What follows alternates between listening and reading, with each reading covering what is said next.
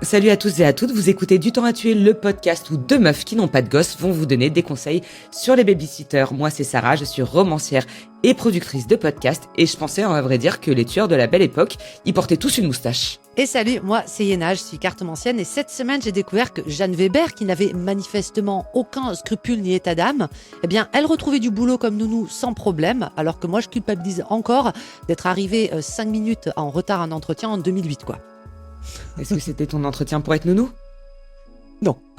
Non, on en reparlera. On est potes depuis 15 ans, c'est vrai que nous aussi on a fait du babysitting, mais jamais au point de faire disparaître des fratries entières. Non, et heureusement, parce que cette semaine on va parler d'un cas, on est au début du XXe siècle, une nounou, des neveux et puis des morts qui s'enchaînent et une justice qui préfère croire à la fatalité plutôt qu'à l'évidence et la meurtrière qui continue de tuer. Installez-vous, lancez votre machine à remonter le temps, on retourne en 1905 et on a du temps à tuer. Aujourd'hui, on va vous raconter l'histoire de l'ogresse de la Goutte d'Or, Jeanne Weber, et c'est tout ce qu'on n'imagine pas. Une femme ordinaire, une tata dévouée, une nounou sans problème, sauf qu'il y a un petit hic, et ce hic n'est pas des moindres, il y a des enfants qui meurent les uns après les autres dans son entourage. Alors officiellement, il s'agit de convulsions, d'accidents, de maladies soudaines. On rappelle qu'on est au début du XXe siècle. Officieusement, on a beaucoup de doutes, beaucoup de doutes. Et pendant que la justice hésite à croire qu'une femme puisse tuer des enfants, bien d'autres enfants meurent. Et à l'époque, ce qui terrifie le plus, c'est pas forcément le monstre qui fait ça, c'est l'idée qu'il puisse être en jupe. Cette affaire, toi, c'est pas trop ta came. T'aimes pas les trucs de l'ancien temps, toi, de jadis, comme on dit. Toi, t'es une meuf de TikTok. Non, Toi, t'es une meuf de arrête, pas du TikTok. tout. Non, mais c'est vrai, j'ai plus de mal à te convaincre. Et donc, Oui. faut dire la vérité aux gens. Hein, c'est moi qui te l'ai proposé. Et je te l'ai proposé parce que d'abord c'était une affaire à l'ancienne, je trouve que ça change. On a quand même tendance à croire que avec l'ère actuelle, le numérique, le digital, évidemment on voit plus les tueurs en série, on voit plus les criminels, mais ça existe depuis toujours. Hein. On aurait pu parler de Oui. Jack l'Éventreur, que ça aurait été pareil. Et c'est une tueuse très méconnue, hein, Jeanne Weber de notre beau pays. Et pourtant, t'as tout le décorum, Paris, la belle époque, des victimes, des rebondissements, et puis surtout le tabou social de l'infanticide, qui aurait dû être assez puissant hein, pour que la justice agisse vite, mais non, puisqu'on est en 1905 et ça va être un tollé complet judiciaire et institutionnel cette affaire. Alors qu'à l'époque, la France était considérée comme à l'avant-garde de la science et du progrès. Contre-exemple incroyable. Ah, Est-ce voilà. que j'ai quand même réussi à t'accrocher pour la prépa de cet épisode ? Oui. Ah bah oui, j'ai changé d'avis en cours d'études du DOS, j'ai envie de te dire. Bien sûr, puisque toi-même Et, t'es à l'avant-garde Ah bah oui. de la science et du progrès.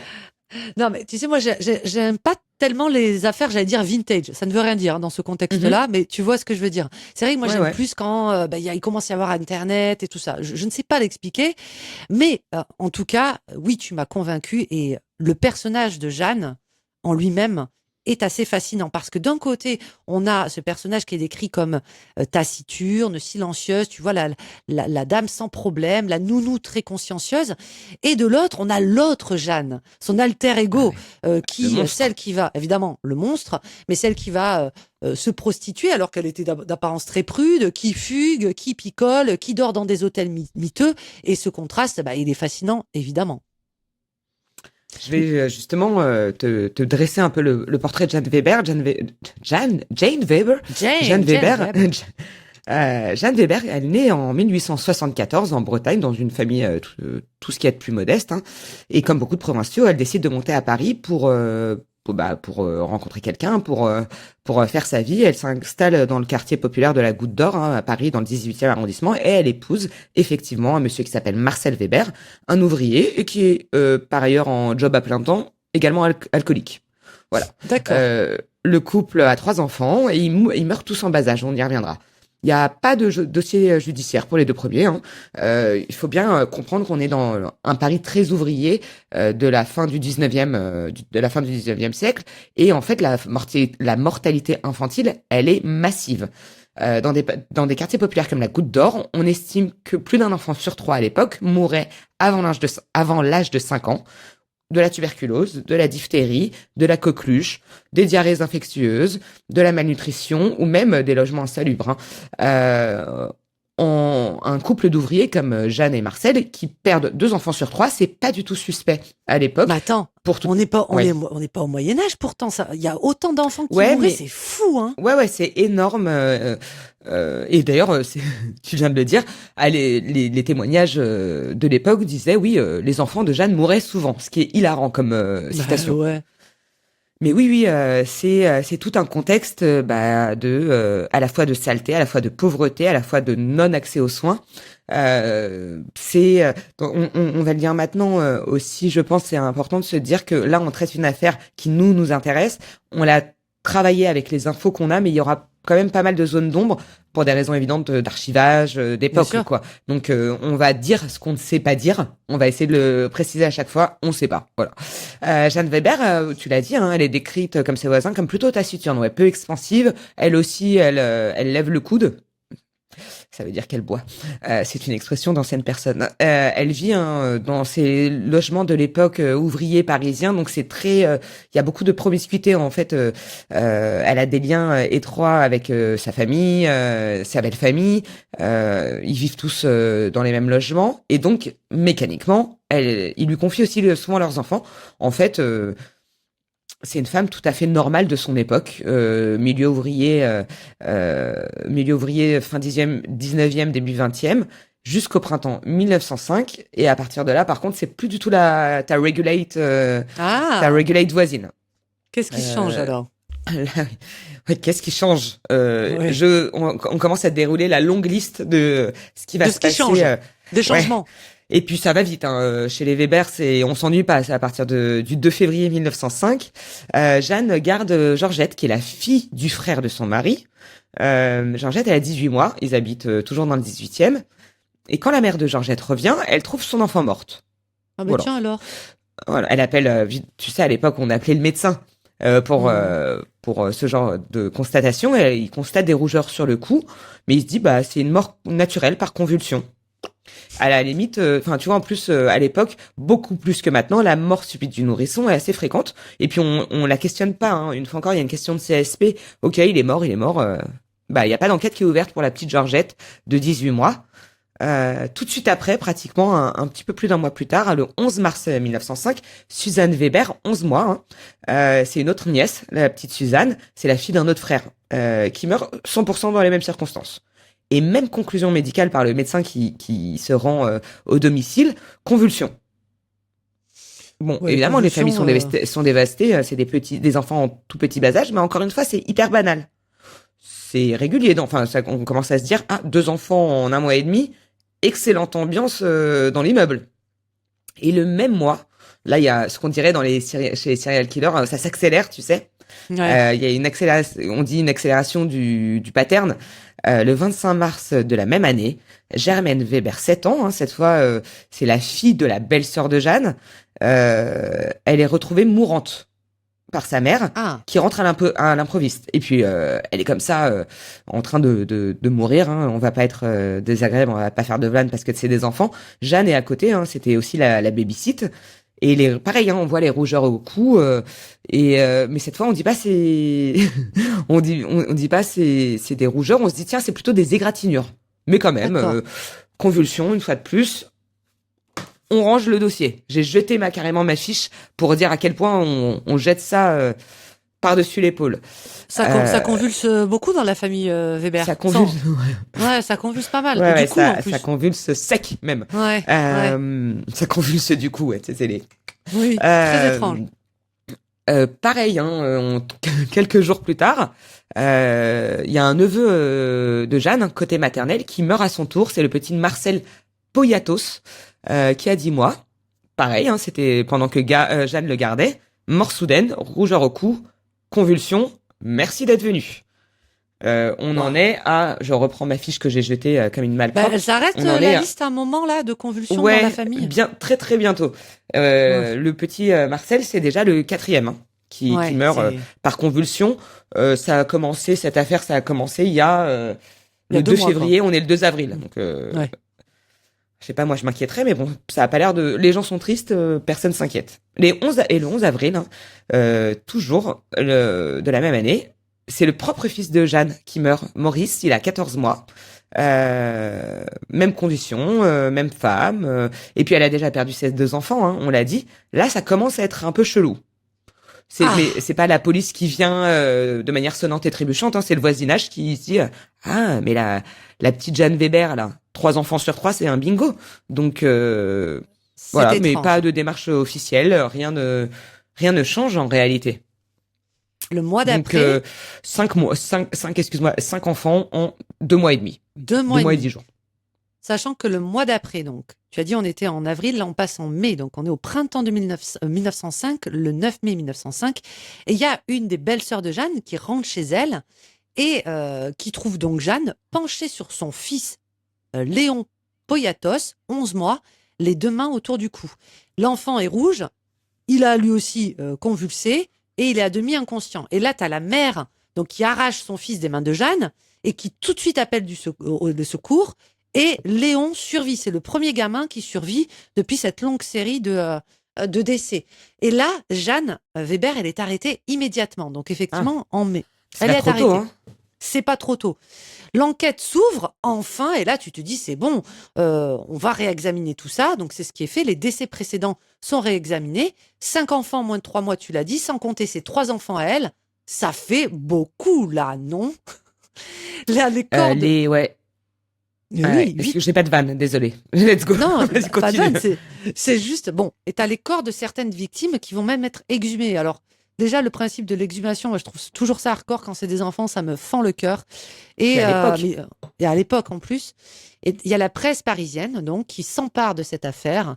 Et je sais pas si tu as vu les images, tu sais, dans les journaux avant, ils dessinaient, c'était super bien fait, là. On avait et qui bâtit cette affaire, l'ogresse de la Goutte d'Or. T'as l'impression que c'est un titre d'un livre avec toutes les illustrations et il faisait ça super bien. Et donc, évidemment que ça prend c'est effrayant. Ça part en vrille, ouais. Ça part en vrille, ça prend une ampleur pas possible. Et il y a un docteur, le docteur Léon Toineau. Je trouve que c'est trop un prénom de docteur, le docteur Léon. Ça va, bref. Enfin bon, si on va se rendre compte qu'il est peut-être passé à côté de quelques années de médecine lui aussi. Hein. Il a peut-être loupé un petit peu son cursus. Peut-être il s'est endormi 1 ou 2 fois en cours, à mon avis. Hein. Peut-être. Alors, il est médecin légiste de renom en plus, tu vois, il est comme professeur agrégé de médecine légale à la faculté de Paris, c'est pas n'importe qui. Mon rêve. Docteur Léon. Mon rêve d'être médecin légiste. Bah oui, je sais. Mais Docteur Léon, ici.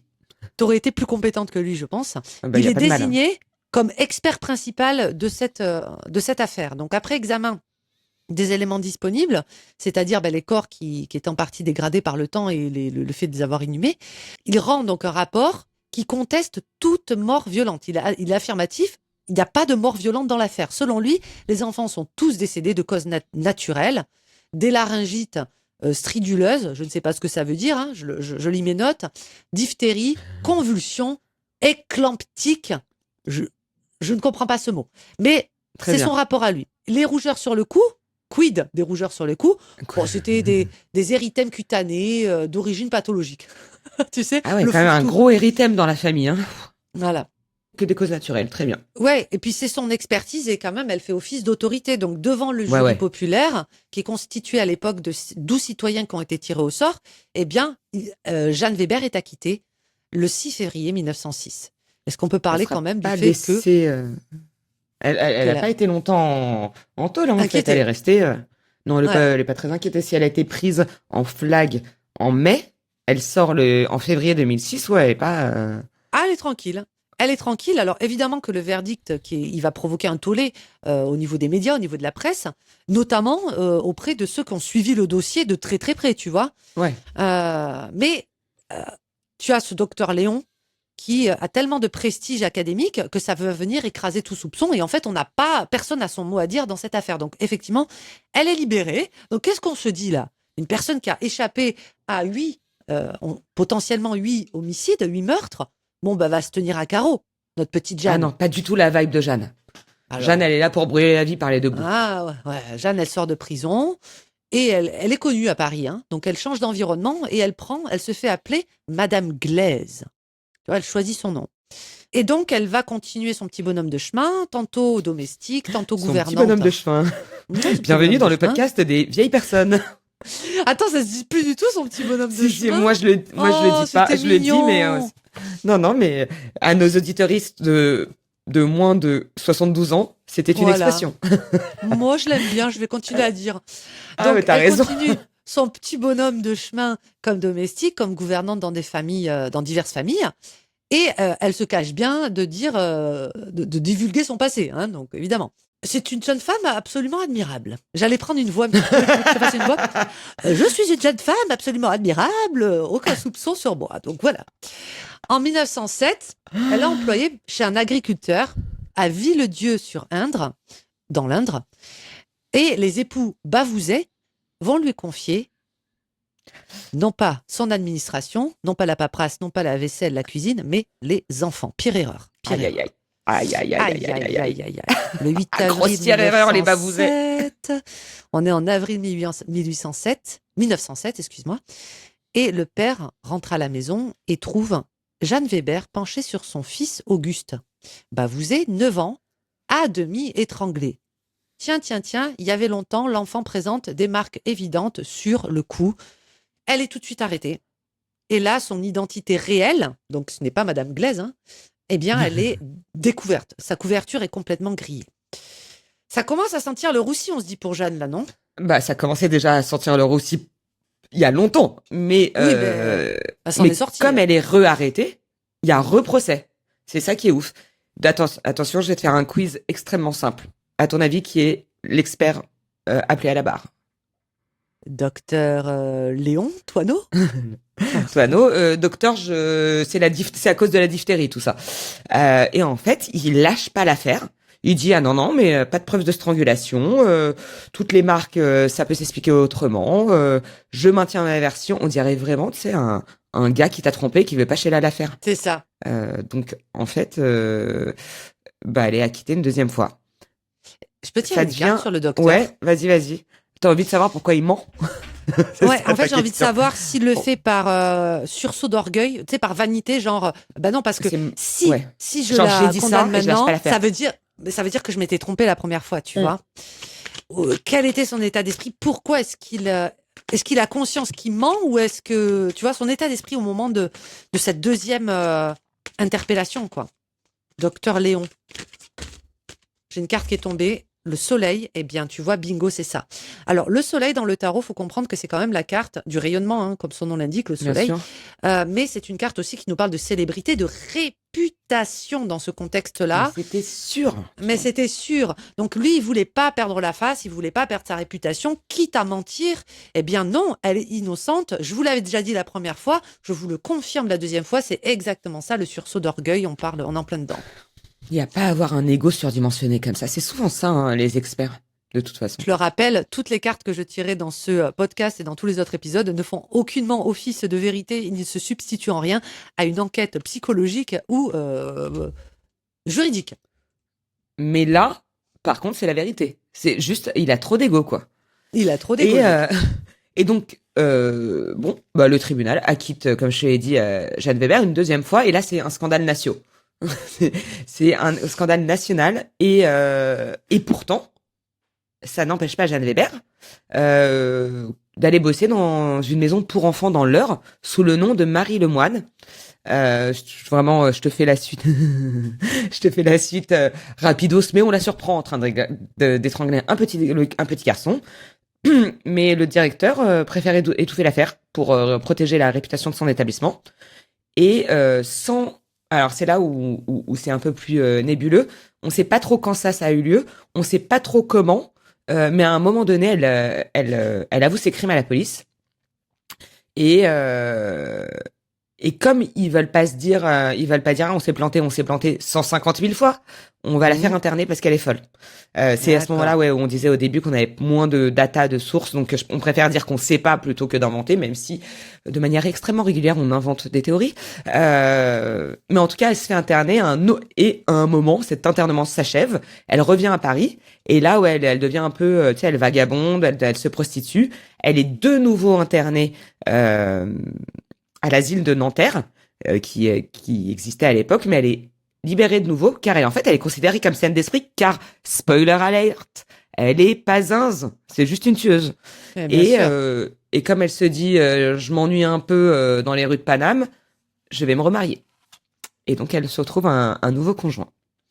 Tout ça, ça nous amène le 8 mai 1908, quelques années après le début des infanticides. Et puis Jeanne, elle se séjourne dans un hôtel à Paris qui est tenu par un monsieur Poirot. Et ce monsieur Poirot, il a un fils qui s'appelle Marcel qui a 10 ans. Il se trouve que comme elle séjourne là-bas, elle noue des liens avec les propriétaires. Et donc c'est ainsi qu'elle devient la nounou du petit Marcel, 10 ans. Et puis durant une nuit, le papa, le monsieur Poirot, entend des cris qui viennent de la chambre de son fils. Il monte dans sa chambre de son fils 10 ans et il découvre Jeanne Weber en train d'étrangler le petit. Et en fait, le temps que le papa intervienne, le petit Marcel Poirot est mort.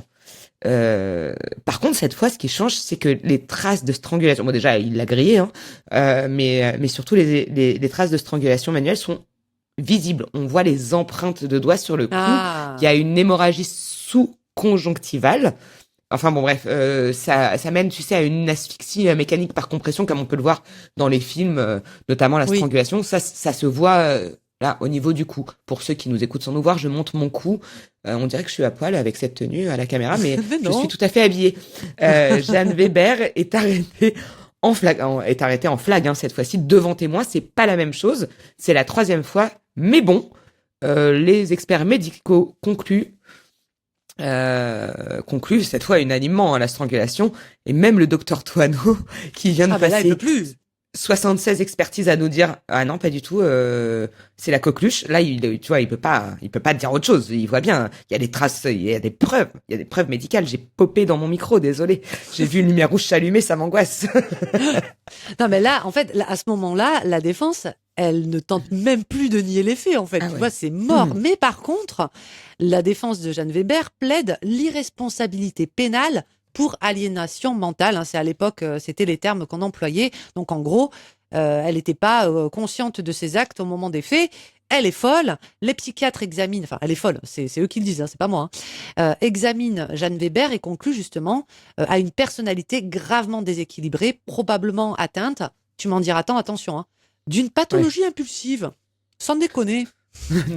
No joke, Charlotte. Associée à une excitation morbide liée à l'acte d'étranglement. Donc tu vois, moi j'y crois. Je sais pas si j'y crois. On va tirer une carte, non?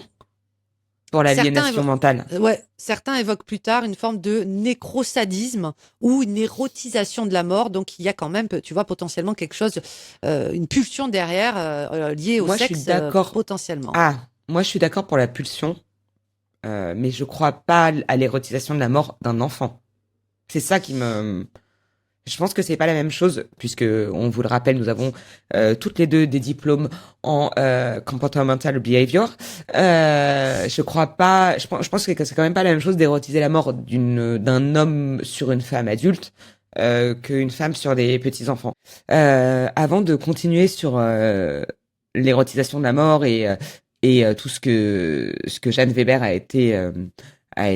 si elle a été déclarée ou pas... responsable, est-ce qu'on tirerait pas une carte sur l'aliénation tout court? Parce que moi, je crois que je n'y crois pas, en fait. Je dis tout et son contraire, mais je réfléchis, c'est aussi pour ça qu'on fait ce podcast, pour essayer de se convaincre, ne pas se convaincre.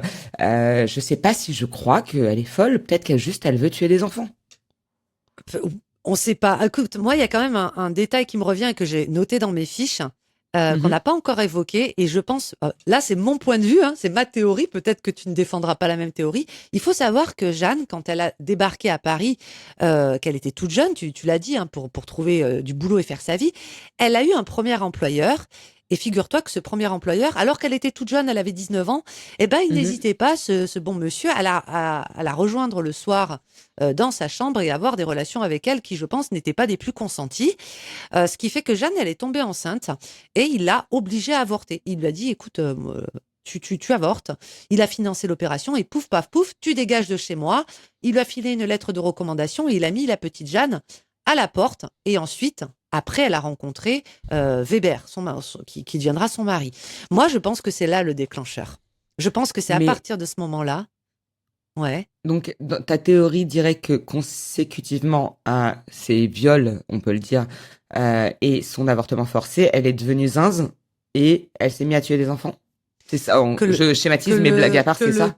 Alors, je suis pas psychiatre ni psychologue, Non. mais je pense que ça a été un tel traumatisme que tu vois, c'est pour reprendre l'ascendant sur cet événement qu'elle a vécu. Le fait de non, tu n'as pas tué mon enfant, c'est moi. Je sais pas l'expliquer, mais je pense que ça a un lien. J'ai toujours du mal avec l'explication. On en a parlé dans d'autres épisodes et je continue. J'ai pas changé d'avis, hélas, avec le fait de dire j'ai vécu ceci, donc je fais cela. Tu vois, c'est très masculin. Et d'ailleurs, je dis souvent, en contre-exemple, je dis souvent que les hommes justifient le fait d'être devenus des violeurs parce qu'ils étaient battus, abusés quand ils étaient enfants. Et je dis souvent en argumentaire. Plein de femmes sont violées et ne deviennent pas toutes des violeuses. Là, mais moi j'ai toujours du mal, Moi, je pense que c'est tellement plus subtil que ça. Sarah, chacun réagit d'une façon différente au trauma. T'en as qui vont faire exactement l'opposé, c'est-à-dire, et puis t'en as qui vont être. Enfin, bon, voilà, ça c'est de la psychologie, c'est pas notre corps de métier. Non, mais rien n'est notre corps de métier. Mais c'est vrai que moi c'est. Non, mais je comprends ton point de vue. Mais moi, je pense c'est toujours un truc que j'ai du mal à entendre. Moi, je pense qu'elle a été que c'est une pathologie, que c'est un trouble de la personnalité qui n'a pas été décelé, alors que toi, je vois que tu planches plus pour non, c'est juste une tueuse de sang-froid, quoi. Non, mais non je sais pas trop parce que par ailleurs, j'ai pas beaucoup d'avis sur on n'a pas beaucoup de comparaisons sur les infanticides historiquement, tu vois. Mais ça serait intéressant de se pencher sur ce truc spécifiquement. Mais non, je sais pas. Je pense que oui, je pense que ça l'a rendue zinze. C'est sûr que ça l'a rendue folle. Mais et à juste titre. Mais je sais pas. Je trouve toujours que c'est facile de classer les gens dans l'aliénation mentale. Là, la vraie différence avec toutes les affaires qu'on a abordées jusqu'à présent, c'est que l'époque fait que des choses ont été dites, des choses ont été diagnostiquées. Oui. Mais c'était il y a quand même en 1918, tu vois, donc ça aurait été super intéressant d'avoir cette femme en 2026 et là d'aller pousser dans les expertises psy comme on sait si bien le faire. Oui. Tirons une carte. Il n'empêche que donc elle a été déclarée pénalement irresponsable et internée à l'asile d'aliénés. T'imagines ce nom quand même? C'était chaud quand même de dire l'asile des aliénés à l'époque. En Meurthe-et-Moselle. Alors que l'asile des fous du bus, c'était mieux. L'asile des folles dingos. Oh là là. Laissez-moi bosser au marketing. Ouais. Jeanne, quel était son... Je sais même pas formuler cette question tellement c'est difficile, mais... Quel était son profil psychologique? Son profil psychologique, carrément. Okay. Ouais, je sais pas, on peut pas... Toi qui es profileuse à tes heures perdues, et ces temps-ci tes heures perdues, que les gens le sachent, c'est entre 2h et 3h du matin. C'est ça. Alors, Jeanne, profil psy de Jeanne Weber. Ah, le 7 d'épée. Oh là là, le 7 d'épée, comme tu peux le voir, est un personnage qui s'en va. Alors, expression de vieille incoming, qu'un cas. Explique ce que ça veut dire ce genre de gens, sa femme est meilleure. Aujourd'hui, je suis dans... Mais regarde, t'as pas vu mon petit col Claudine? Aujourd'hui, je suis vraiment... T'es dans une era très particulière. Mais ouais, je sais pas. On va revenir à ton col Claudine. Attends, explique aux gens ce que ça veut dire qu'un cas. C'est une carte de deception, comme disent les Américains. Comment on pourrait traduire deception? Tromperie. Dans ce contexte. Hein. Le 7 d'épée, c'est la carte des voleurs, des filous, de ceux qui ont un coup d'avance sur toi et qui te la font à l'envers. Le profil psychologique de Jeanne. J'utilise bien le conditionnel des pincettes et tout ça.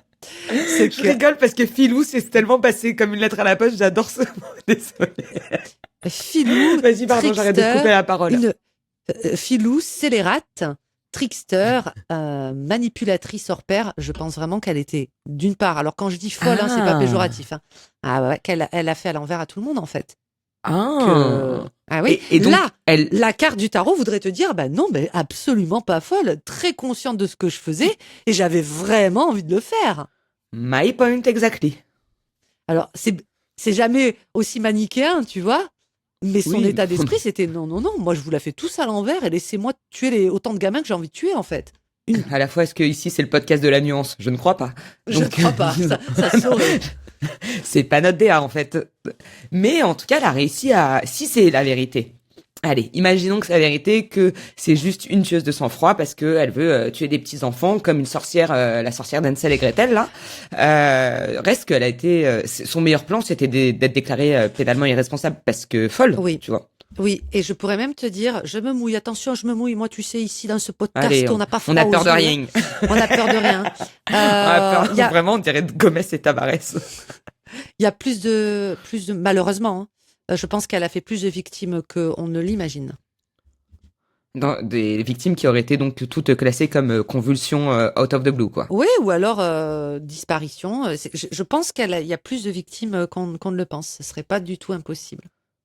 Encore une enquête rondement menée, Iéna. Ouais. Jeanne Weber, elle meurt quand même. À un moment, il y a une justice, mais elle meurt à l'asile, mais pas beaucoup de temps après, puisque elle rentre à l'asile vers 1908, et elle meurt en 1910 dans des circonstances un peu obscures. Des sources contemporaines disent qu'elle aurait été retrouvée morte en s'étant elle-même étranglée dans un accès de délire. Ce qui, si c'est vrai, c'est 10 sur 10, c'est un épilogue, c'est pareil, c'est Tarantino, c'est Kubrick, quoi. J'ai même envie de faire une carte sur ça. Hein. Allez, vas-y. Dis-moi, mais t'es beaucoup plus chaude que moi sur cette affaire, finalement. Non, mais attends, mais est-ce qu'elle s'est étranglée? Est-ce que un gardien de prison ou quelqu'un n'a pas payé pour qu'elle s'étrangle elle-même, si tu vois ce que je veux dire? Clin d'œil. Bah oui. Emoji clin d'œil, comme on disait en 2009. Pour moi, c'est peut-être pas... On va voir. Est-ce qu'elle s'est étranglée ou est-ce qu'elle aurait été tuée? Le roi de denier. On pencherait plus sur l'hypothèse et la théorie de non, elle s'est pas donné la mort. Hein. Quelqu'un lui a donné. Un roi de denier, c'est quelqu'un qui est plutôt influent. Tu vois, il est assis sur son trône avec tous ses deniers. C'est une énergie plutôt masculine. Donc, un homme potentiellement qui aurait les bras longs et qui aurait peut-être commandité l'exécution de Jeanne. Ça suffit. Elle dégage de la surface de la terre. T'as dit les bras longs. Le bras long. Les bras longs, c'est avoir des bras longs. J'ai dit les bras. Non, je voulais dire le bras long. Qui a le bras long. Et qui a dit, allez hop. Allez hop. Oui, non, mais c'est évident que, même à l'époque, je pense, évidemment, que l'infanticide, c'est assez intéressant d'en parler. Ça a toujours fait partie des tabous sociaux, tout comme, je sais pas, évidemment l'inceste, évidemment le cannibalisme. L'infanticide, ça fait partie quand même sociétalement, de trucs qui sont inacceptables, inaudibles, quoi. Mais tu vas me dire que tous ces enfants qu'elle a tués n'ont pas un statut de victime Écoute, en tout cas, ceux qui ont pas un statut de victime, ça, je peux te dire lesquels déjà. C'est ces deux premiers enfants, tu sais, parce que ils n'ont pas été retenus dans les chefs d'accusation lors de son procès faute de preuves.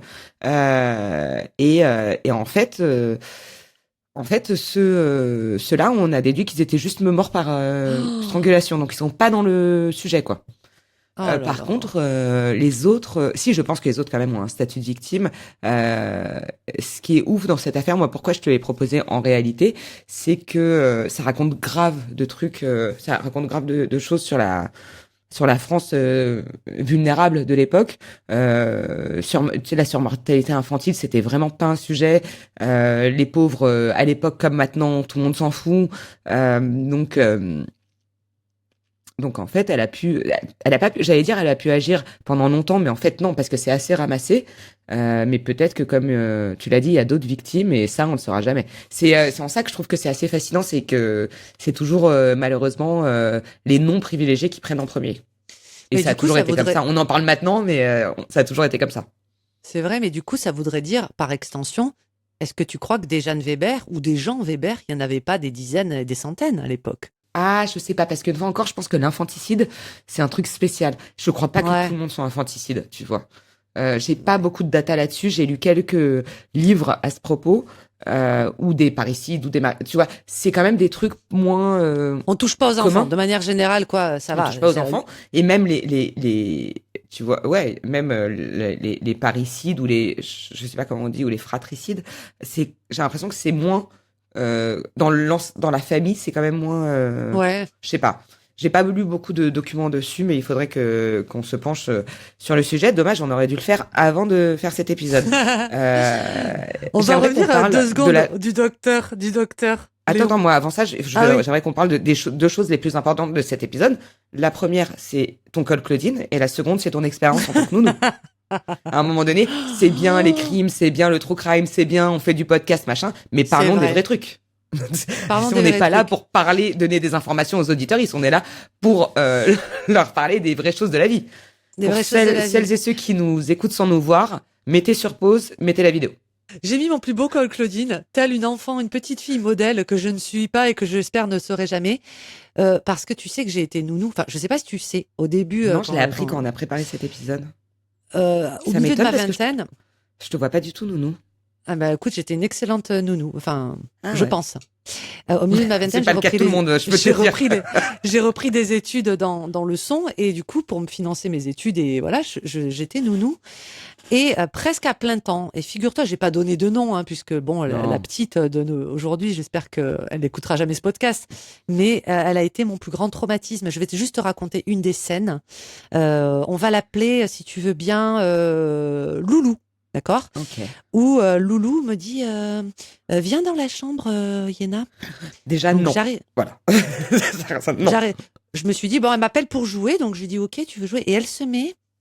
Elle était à côté d'un abat-jour, tu vois, une espèce de lampe avec un abat-jour à l'ancienne, très inflammable le truc. Tu sens que à tout moment ça part en pépite. Et elle avait un briquet à la main comme ça. Et elle me dit avait quel âge elle avait CE2, CE1, M1. Peut-être 7, 8 ans, 8, 9. 8, 9, ouais. Voilà, entre 7 et 9. Je me rappelle plus très bien. Et elle me regarde comme ça, avec un sourire, tu sais, comme dans les films, elle me dit, je peux mettre le feu à la lampe et à la chambre si je veux, et tu vas rien faire.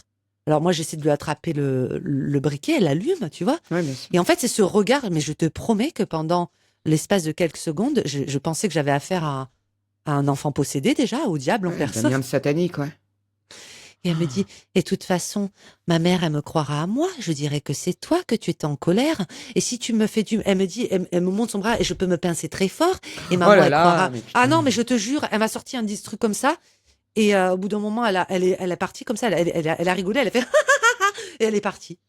Voilà. Avec son rire d'enfant satanique. En fait, il y avait plein d'épisodes comme ça chez cette gamine. Mais je te promets, Sarah, qu'elle m'a traumatisée. Et encore aujourd'hui, j'y pense. Voilà. Non, mais. Et moi je dis rien parce que on sait que j'aime pas trop. Oui, non, mais pareil, avec sa petite robe et ses petits smokes et ses cols Claudine. Elle était parfaite. Et ses petits mocassins vernis. Tu lui aurais donné le bon Dieu sans confession, tu vois. Ouais, voilà. Elle aurait brûlé si tu lui avais donné le bon Dieu sans confession. Alors toi, est-ce que... Fallait lui jeter de l'eau bénite. Toi, je pense que tu étais une bonne nounou ou une bonne babysitter. Alors moi, j'ai plus été barbette que nounou, pour gagner de l'argent. Faut bien l'avouer. Moi, j'ai été un peu babysitter quand j'étais assez jeune pour être payée en francs, pour qu'on se rende compte. Ouais. Et non, moi c'est pas mon délire. D'abord, j'ai horreur d'avoir des responsabilités dans la vie. Donc c'est pour ça que j'ai pas d'animaux, c'est pour ça que j'ai pas d'enfants. J'ai horreur de me sentir j'ai une plante qui est en train de crever sous mes yeux en temps réel pendant qu'on enregistre cette saison. Elle était en bonne santé au début de la saison. Là, j'ai voulu l'arroser, elle est en train de crever. Donc j'ai horreur d'avoir des responsabilités, ça a toujours été le cas. Depuis que je suis gamine, je supporte pas ça. Depuis que je suis gamine également, je suis pas très attachée aux enfants. C'est-à-dire que moi-même, en étant enfant, j'étais pas attachée aux autres enfants. Et j'ai été babysit parce que ça se faisait, tu vois, quand t'es enfin, je sais pas, ça se faisait à un moment. J'étais terrorisée par cet emploi, puisque pour moi, tous les enfants sont des enfants possédés. Quand je te dis que j'étais terrorisée, je me rappelle encore très, très bien que j'avais le ventre serré à l'idée d'être babysit, mais à la fois, moi j'ai commencé à avoir des petits jobs. C'était mon premier petit job. Après j'ai dit à ma mère, en fait non, entretenez-moi jusqu'à ce que j'ai des jobs légaux, quoi. Et puis non, je l'ai pas fait longtemps et je m'en rappelle très très précisément. J'ai dû le faire. Tu sais, j'étais pas nounou comme toi. J'étais plutôt babysit pour les parents qui vont dîner. Ouais. Quand ils rentrent, alors et en plus les parents qui te disent ça, je me rappelle bien le soir. Ah non mais servez-vous dans le frigo. Mais en fait je veux pas de ta nourriture. Je veux manger chez moi, chez mes parents, dans un endroit safe.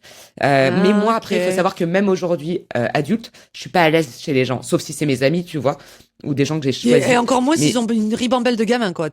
Non, alors même pas une grande, ça suffit, tu vois. Mais moi, j'aime bien. J'ai toujours été très mal à l'aise à l'idée, par exemple, je suis journaliste, à l'idée de me déplacer chez les gens pour faire du reportage. C'est un truc qui me Je sais pas expliquer, ça serait intéressant d'avoir une expertise psy à ce propos, mais j'aime pas aller chez les gens, j'aime pas ne pas être dans un environnement que je contrôle. Et puis bon, voilà, tout ça pour dire que j'aimais pas du tout être babysit. J'ai arrêté d'avoir des jobs étudiants, et après quand j'ai vraiment eu des jobs étudiants, j'ai été barmaid, j'ai été serveuse, j'ai été vendeuse de fringues, et puis après j'ai commencé à être journaliste, et là j'ai vu que on pouvait gagner de l'argent, c'était super. Voilà. T'aurais pas pu être Jeanne Weber, toi, et tant mieux, et tant mieux. On en était à Docteur Léon qui Ah oui. cette affaire a quand même révélé son incompétence, Docteur Toineau. Ouais. Vous êtes voilà, littéralement vous avez sauvé une tueuse en série, et pas qu'une fois, hein, à 2 reprises. Donc comment est-ce que le système judiciaire il a pu être aveuglé à ce point en croyant cet expert à tout prix? Mais c'est ça ce que je voulais dire tout à l'heure, j'ai oublié, c'est qu'en fait mais c'est parce que ça n'existait pas à l'époque, il y a pas de contre-expertise. C'est cette affaire-là qui a créé la contre-expertise en France. Je voulais te le dire il y a 25 minutes, mais on a eu le temps de parler de 200 trucs depuis. Voilà. Ah, c'est depuis cette affaire-là, depuis cette période-là que... Oh, mais ça, c'est génial. Enfin, c'est génial. C'est la bonne nouvelle de cette terrible affaire, quoi. Ouais, mais en fait, cette affaire, elle est aussi assez fascinante parce que ça a changé énormément de choses dans la crimino française. Alors, on répète, à ce moment-là, au moment où le verdict est annoncé, on est en 1908, hein. Mais ça a vachement changé de truc. Donc, effectivement, ça réforme les règles de contre-expertise. Mais ça expose aussi aux égos médicaux, hein. Donc, dans cette réforme-là, effectivement, il y a une réforme de l'expertise judiciaire, et c'est 100%. Parce que Jeanne Weber, tu vois. Et en fait, on a aussi vu qu'en médecine légale, moi, c'est un truc qui me passionne, la médecine légale. Si ça vous intéresse, allez lire ou allez voir la série Scarpetta sur Prime Video. Moi, c'est comme ça que ma passion de la médecine légale est née. En fait, je te rappelle que personne n'a pu prouver par les médecins, tu sais, qui venaient constater qu'il y avait personne n'a pu constater la strangulation parce que c'est des tissus fins qui sont sur le cou. Et en fait, cette affaire, elle fait avancer aussi les recherches en thanatologie, qui est l'étude des différents aspects de la mort. Là, en thanatologie pédiatrique, pardon. Mais il faut imaginer des tout petits coups avec des tissus très très fragiles. Et je te rappelle que ils ont inhumé les corps, hein, des enfants. Donc c'était pas. On est en 1908. Et en plus, on est aux prémices au niveau criminologie. On parle même pas de criminaux. Donc en fait, même cette affaire, elle a permis de faire avancer les recherches, que ce soit en France ou à l'étranger, sur tout ce qu'on appellera plus tard les serial killers, les tueurs en série, tu l'as dit, les infanticides, etc. Et surtout, les motivations psychopathologiques de tous ces crimes à répétition. Parce que c'est quand même une tueuse en série, j'allais dire une pionnière. Ça a toujours existé, mais son cas a été étudié, quoi. La question de genre, ça a tellement fucked up l'esprit des gens à l'époque. C'est-à-dire que pour les gens à l'époque, il y a une dissonance cognitive qui dit une femme, naturellement, protège les enfants. Déjà, une femme ne tue pas. Ouais, donc encore moins des enfants. Une femme ne tue pas. Parce que tu sais, l'instinct maternel. Hein. Bien sûr. Qu'on sait être une construction sociétale maintenant. Et en fait, ça a sans doute aussi aidé Jeanne Weber. Il n'y a pas juste l'incompétence du médecin légiste, de tout le monde, mais une femme ne tue pas. Donc ça, c'est trop intéressant au regard d'aujourd'hui, tu sais, des discussions de genre actuelles. C'est trop intéressant, je trouve. Ouais, complètement. On oublie que ça a été comme ça, quoi, pendant longtemps. Et jusqu'à il y a pas longtemps. Yana, est-ce qu'on se ferait pas un dernier tirage pour la route? Moi, j'ai très envie de savoir si après cet épisode, hein, on a quand même beaucoup parlé de nos expériences passées avec les enfants et qu'on a quand même montré toutes les phases problématiques de notre personnalité, est-ce qu'on va continuer à faire ce podcast? Ou est-ce qu'on va recevoir un appel de la direction? Problematic is our nickname. Ok. C'est my toxic trait, c'est d'être comme ça tous les jours. C'est une carte qui est tombée, Sarah. Ah bah. T'es prête? Ça, on va vous dire à tous et à toutes en avant-première. 4 de coupe. Tu sais ce que le 4 de coupe signifie? Tu vois ce jeune homme qui tient sa coupe, qui a l'air... il est là dans le sens de lassé. Hein. Rompiche, en fait, flemme, non. Je pense qu'il n'y aura aucune conséquence, que les gens, au contraire, vont trouver qu'on est plutôt calme, posé, stable, et j'ai envie de te dire tout à fait équilibré psychologiquement. Après, on a aussi l'auditorat qu'on mérite. Voilà. Peut-être qu'il nous ressemble au final. J'en ai bien peur et c'est très bien comme ça. Merci beaucoup Yéna pour cet épisode. Merci à toi. Encore une fois. Merci les cartes. Merci à vous de nous écouter. Vous venez d'écouter Du temps à tuer, le podcast où l'histoire avec un grand H prouve que le déni est parfois l'arme la plus efficace. Nous on vous dit à la semaine prochaine et d'ici là, choisissez bien qui garde vos enfants. Si vous avez aimé ce podcast, vous pouvez vous abonner et nous mettre une excellente note sur votre plateforme d'écoute préférée, commenter sur YouTube, parler de nous à tous vos potes qui aiment les histoires plus ou moins sordides. Les comptes Instagram du podcast et les nôtres sont en description du podcast. Du temps à tuer est un podcast original d'Initial Studio, écrit et présenté par Sarah Koskiewicz et Yéna. Direction et production éditoriale Elisa Mignot et Benjamin Septemours. Chargé de production Marie Agassan. Montage vidéo Camille Legras, montage réseaux sociaux Olivia Pérez, musique originale Arnaud Denzler, graphisme Overcherine.